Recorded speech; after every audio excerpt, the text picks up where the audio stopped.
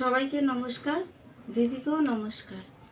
আমার এই ভিডিওটি করার কোনো উদ্দেশ্য ছিল না, কিন্তু আমি প্রচুর অধৈর্য হয়ে 12 বছর ধরে আমি ধৈর্য ধরে আমি তারপরে ভিডিওটি করার বাধ্য হলাম।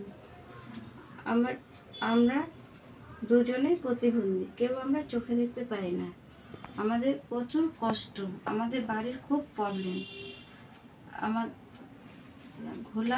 আমার বাড়ি ঘোলা, মানিকডাঙ্গা, বিবেকানন্দ পল্লী। আমার বসবাস গ্রাম পঞ্চায়েত বিলকান্দা 2।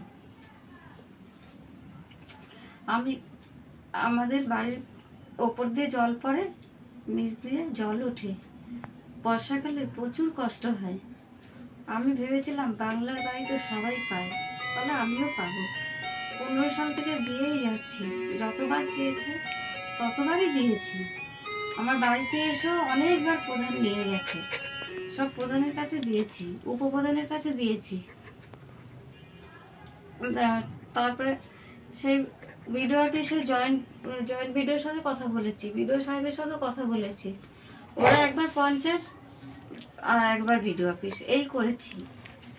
তারপরে খবর আনতে গেলেই বলেছে খবর আসুক বলবো, খবর আসুক বলবো। তোমাদের